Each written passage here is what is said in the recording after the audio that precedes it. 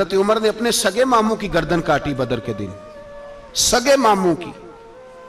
حضرت ابو عبیدہ بن جراح، سنو، اسلام امن کا درس دیتا ہے، محبت کا درس دیتا ہے، بھائی اسلام ہی تو امن کا درس دیتا ہے، پر جڑی بوٹی کاٹنا بد امنی نہیں ہوتا، ظالم کا ہاتھ پکڑنا بد امنی، اور امن والے اور ہوتے ہیں بزدل، ان دونوں میں فرق ہوتا ہے۔ امن والا بننے کا کہا گیا ہے، بزدل بننے کا کہا۔ میرے نبی پاک نے جو بدر میں تلوار اٹھائی تھی، زرہ پہنی تھی، حضور علیہ السلام نے لوہے کی جیکٹ پہنی تھی، تو وہ بھی میرے رسول پاک نے امن کے لیے ہی پہنی تھی۔ میرے نبی پاک صلی اللہ علیہ وسلم نے احد کے دن جو ہتھیار اٹھائے تھے تو وہ بھی امن کے لیے اٹھائے تھے، وہ بھی امن کے لیے حضور نے ہتھیار اٹھایا تھا۔ ہتھیار اٹھانا بد امنی کی علامت نہیں ہوتا میرے بھائی، یاد رکھیں۔ حضرت ابو عبیدہ بن جراح نے میدان بدر کے اندر جب جنگ کا طبل بجا، حالات بگڑے، جناب ابو عبیدہ بن جراح کہتے ہیں تاریخ نے ایک عجیب موڑ پہ مجھے لا کے کھڑا کیا۔ آپ فرماتے ہیں میرے لیے اللہ نے جو آزمائش رکھی وہ سب سے بڑی رکھی۔ فرمانے لگے جب میں میدان میں نکلا تو کافروں نے میرے سامنے جس کو لا کے کھڑا کیا وہ میرا سگا باپ تھا۔ آپ فرماتے ہیں اب مشکل بن گئی، عشق تیاگ دوویں ایک برابر، تے عشق دا سیک ودھیرا، اگ تے ساڑے ککھ تے کانے، تے عشق ساڑے تن میرا، تے اگ دا دارو می تے پانی، کوئی دسے ہیں عشق دا دارو کیڑا، بلے شاہ تھے کچھ بھی نہیں بچدا جتھے عشق ہوران دا ڈیرا۔ فرمانے لگے اب میرے لیے سامنے باپ، ادھر بیٹا۔ آپ فرماتے ہیں دو رستے تھے، باپ بچاؤں یا رسول اللہ کا دین بچاؤں۔ ایک منٹ تھا فیصلہ کرنے کے لیے کہ ابا بچے گا یا دین بچے گا، کفر بچے گا یا اسلام بچے گا۔ فرماتے ہیں میں نے منٹ پورا نہیں سوچا، میں نے تلوار اٹھائی، باپ کی گردن کاٹ کے گرائی اور رسول اللہ کا دین بچا لیا۔ باپ کی گردن کٹ کے گری اور نبی پاک کا دین بچ گیا، بچا لیا رسول اللہ کا دین۔ حضرت عمر نے ماموں کو مارا۔ حضرت مصعب ابن عمیر کہتے ہیں تاریخ مجھے بھی لا کے کھڑا کرتی ہے بدر کے میدان میں، تو کفر کا لبادہ اوڑھ کے جب سامنے آیا تو وہ میرا سگا بھائی تھا، سگا بھائی۔ ہزاروں قومیں وجود میں آئیں دہر میں خشک و تر کے رشتے سے، پر ہم نے بنیاد دوستی رکھی یاد خیر البشر کے رشتے سے۔ سگا بھائی کفر کا نمائندہ بن کے سامنے کھڑا ہوا۔ مجھے اکٹھے کھیلنا بھی یاد تھا، مجھے ایک برتن میں روٹی کھانا بھی یاد تھا، ایک ماں سے لوریاں سننا بھی یاد تھا۔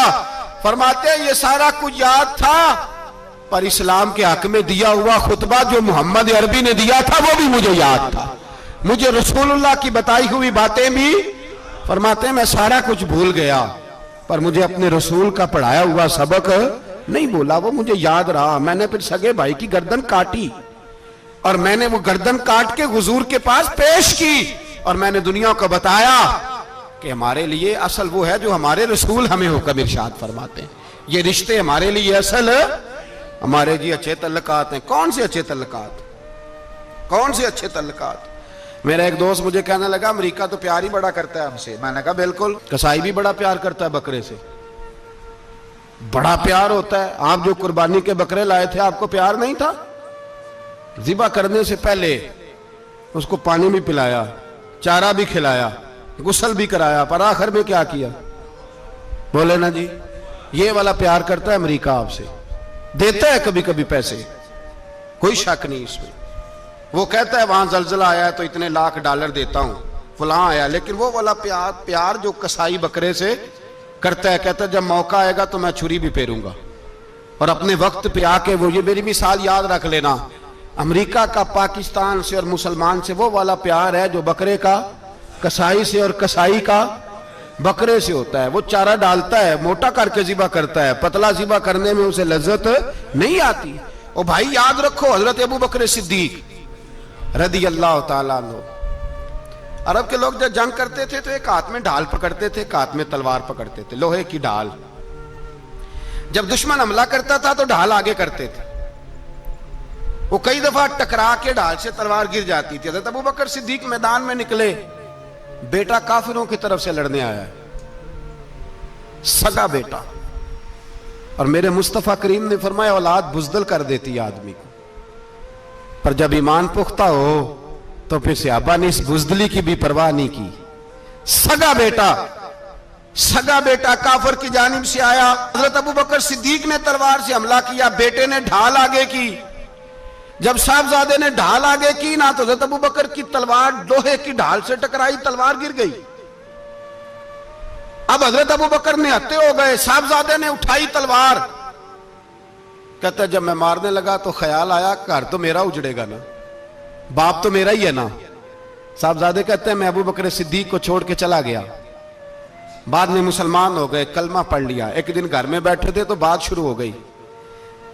صاحبزادے کہنے لگے ابا جی وہ یاد ہے نا جب میری ڈھال سے آپ کی تلوار ٹکرائی تھی اور تلوار گر گئی تھی تو میں نے آپ کو باپ سمجھ کے چھوڑ دیا, میرا ہی گھر اجڑنا تھا باپ سمجھ کے.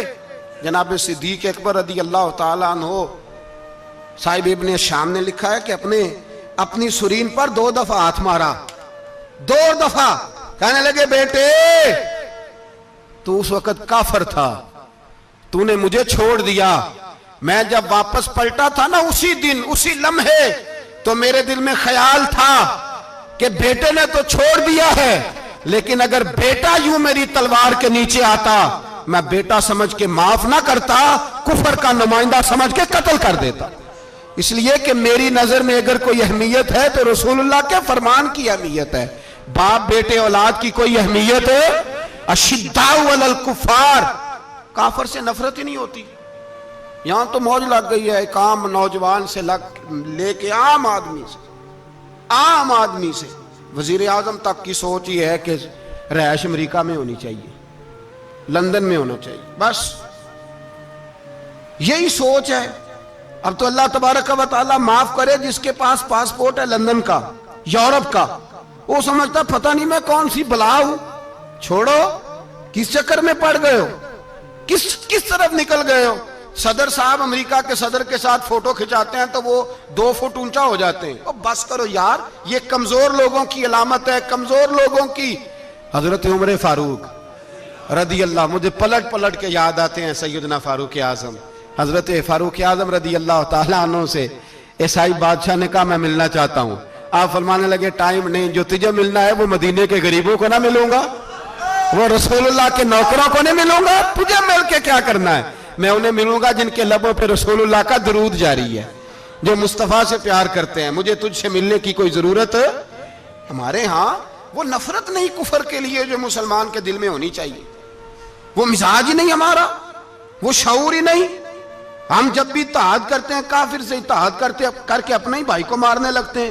وہ جی لڑائی ہو رہی تھی, بھائی کا بھائی سے اختلاف نہیں ہوتا گھر کے اندر, پھر وہ دشمنوں کو بلا کے لاتا ہے کہ میرے بھائی کو مارو. ایسا ہوا ہے کبھی؟ اگر آپس میں اسلامی ممالک کا اختلاف ہے بھی تو کافر کو لاؤ گے مارنے کے لیے, کافر کو لاؤ گے. اور یہاں ایک آدمی قید ہوا تھا امریکہ کا, پوری دنیا کو مصیبت پڑ گئی تھی. سمجھ آ رہی ہے؟ نام لینے کی ضرورت تو نہیں, بات کی سمجھ آ گئی آپ حضرات. ایک آدمی قید ہوا تھا اور انسانی حقوق کی تنظیمیں اور ہمارے اپنے اندر سے بڑے بڑے, میں روشن خیال نہیں, میں روغن خیال کہتا ہوں ان لوگوں, بڑے بڑے روغن خیال اٹھ کے کھڑے ہو گئے, جی انسانی حقوق کی بات کرو, جی ایسے ہو گیا, جی ویسے ہو گیا. لے گئے بندہ چھڑا کے. یہاں روز خون کی ندیاں بہتی ہیں. اقوام متحدہ جس سے مسلمان بھیک مانگتے پھرتے ہیں کہ مسلمانوں پہ مظالم بند کراؤ, اقوام متحدہ نے کہہ دیا کہ دنیا کی مظلوم ترین اقلیت کا نام برما کے مسلمان ہے. اقوام متحدہ نے رپورٹ دے دی, پھر مر نہیں گئے سارے اسلامی حکمران؟ شرم اور غیرت کے ساتھ کسی گھڑے میں دفن نہیں ہو گئے؟ تمہیں للکار کے انہوں نے کہا کہ یہ سب سے مظلوم ہیں, ان کا کچھ کرو. چند دن پہلے یہاں ننکانہ صاحب بے سانیوں نے جلوس نکال کے کہا مسلمانوں شرم کرو, ان کی مدد کرو. پوپ بول پڑا, پوپ ایسانیوں کہا کہ مسلمانوں کہاں ہو, کدھر ہو تم, ان کی مدد کرو, نکلو, ظلم ہو رہا ہے. پوری دنیا چیخی. آپ کے ملک میں آ کے امریکہ ڈرون حملے کر جائے تو آپ کی وزارت داخلہ کو بعد میں ہوش آتا ہو, ہمیں تو پتہ نہیں چلا, ہم تو سوئے ہوئے تھے, وہ حملہ کر گیا. اور عالمی قوانین کی مخالفت کر کے برما کی حکومت کہتی ہے کسی صحافی کو بھی ہم اندر نہیں جانے دیں گے, ہمارا ذاتی معاملہ ہے. ایسے بے شرم لوگوں کو اپنا نمائندہ بناتے ہو، جنہیں ہوش تک نہیں اس بات کی۔ ہم نے کلمہ پڑھا ہوا ہے نبی پاک صلی اللہ علیہ وسلم کا، میرے رسول پاک سید عالم نور مجسم صلی اللہ علیہ وسلم نے جو لوگ تیار فرمائے، نیند تو نہیں آ رہی آپ حضرات کو، نبی پاک نے جو لوگ تیار فرمائے، حضرت کعب بن مالک رضی اللہ تعالیٰ، حضور نے فرمایا چلو تبوک پہ میرے ساتھ، سارے چلو، سب تیار ہو گئے۔ حضرت کعب بن مالک فرماتے ہیں مجھے گھوڑا بڑا دوڑانا آتا تھا، نیزہ بڑا چلانا آتا تھا، تلوار کا میں بڑا دھنی تھا، میں مالدار بھی تھا، میرے پاس بڑی وسائل تھے۔ حضور چلے گئے تو میں نے، یہ بخاری ہے، فرماتے ہیں میں نے سوچا کہ میں چلا جاؤں گا، کل میں گھوڑا دوڑاؤں گا، میں نے پیچھے پہنچ جانا، پرسوں چلا جاؤں گا، ترسوں بس سستی ہو گئی، نہ جا سکا۔ فرماتے ہیں وقت بیت گیا، حضور چلے گئے، آج جاتا ہوں کل چاہتا ہوں، اسی میں حالات سارے گزر گئے، حتیٰ کہ اللہ کے رسول واپس آ گئے۔ فرماتے ہیں کچھ بوڑھے تھے جو نہ جا سکے، اور کچھ منافق تھے جو حضور کے ساتھ جہاد پہ نہ جا سکے۔ آپ فرماتے ہیں میں جوان بھی تھا، تیر انداز بھی تھا، اور دنیا عرب سارا جانتا تھا کہ مالدار بھی ہے، اللہ تعالیٰ کی دی ہوئی بڑی نعمتیں تھے، میں نہ گیا، اور ہو غلطی گئی، سستی گئی۔ فرماتے ہیں حضور مدینے میں آئے، جب مسجد نبی میں بیٹھے تو منافق آ کے بہانے کرنے لگے، کوئی کہنے لگا بچی بڑی بیمار تھی، کوئی کہنے لگا حضور کل ہی صحیح ہوا ہوں۔ فرماتے مجھے بھی پتا تھا، اور پتا مصطفیٰ کو بھی تھا جھوٹ بول رہے ہیں، حضور کو پتا تھا، پر وہ بہانے کرتے، حضور قبول کرتے، میں چلو جاؤ۔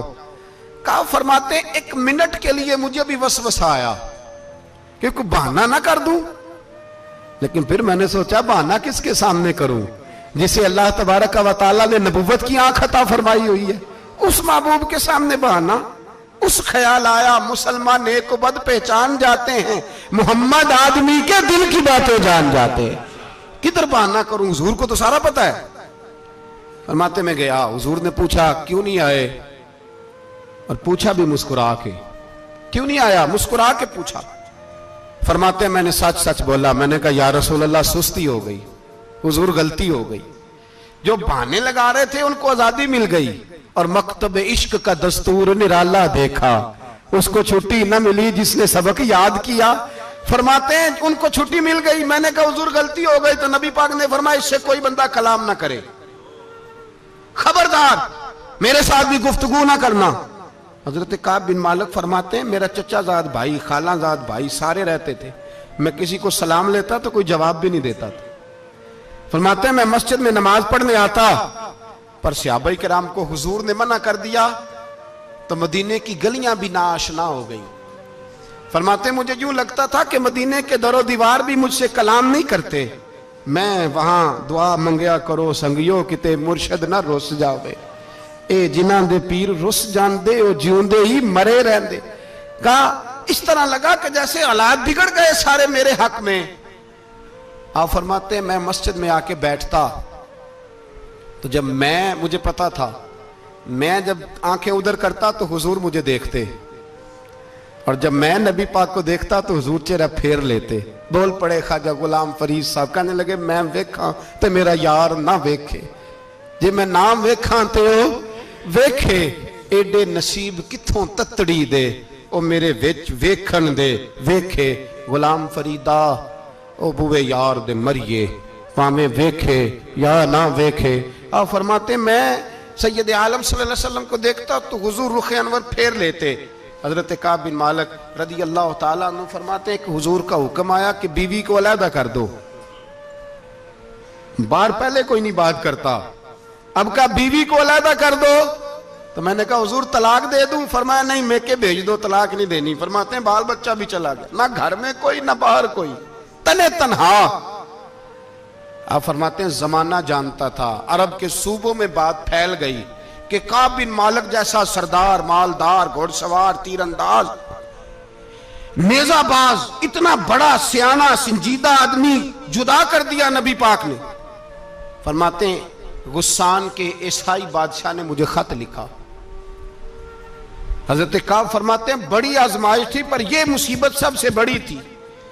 غسان کے عیسائی بادشاہ نے خط لکھا، اس کا آدمی مجھے ڈھونڈتا پھرتا مدینے میں، میں ملا تو خط اس نے مجھے دیا۔ خط میں یہ نہیں لکھا تھا کہ کافر ہو جاؤ معاذ اللہ، یہ نہیں لکھا تھا عیسائی ہو جاؤ، اس نے خط میں لکھا کہ کعب ہم نے سنا ہے تمہارے نبی نے تمہیں چھوڑ دیا، ناراض ہو گئے، تم تو اس قابل تھے کہ صوبے کے گورنر بنائے جاتے، تم تو بڑے عہدے کے قابل تھے، تمہاری تو شہرت ہے سارے علاقوں میں، تم آ جاؤ ہمارے پاس، ہم تمہیں بہت بڑا عہدہ دے دیں گے۔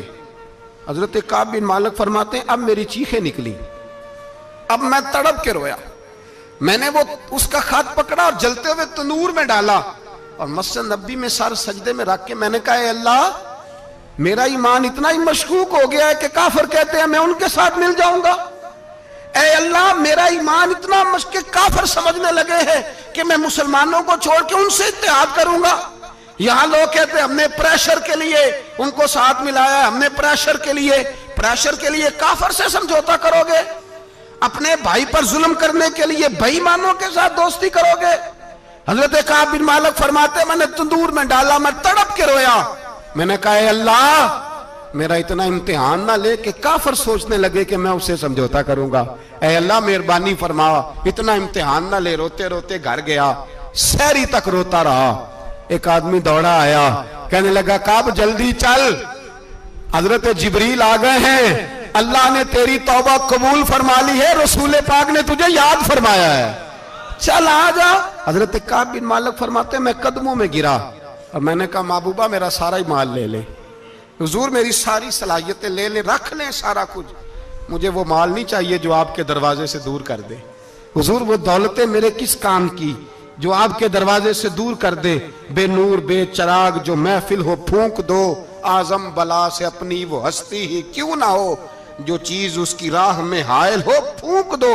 حضرت کعب بن مالک رضی اللہ تعالیٰ عنہ نے ایک منٹ کے لیے بھی کافر سے سمجھوتا کرنا پسند۔ مزید اس طرح کے اسلامک بیانات سننے کے لیے ہمارے چینل روشن اسلام کو سبسکرائب کریں اور گھنٹی کے بٹن کو بھی دبائیں۔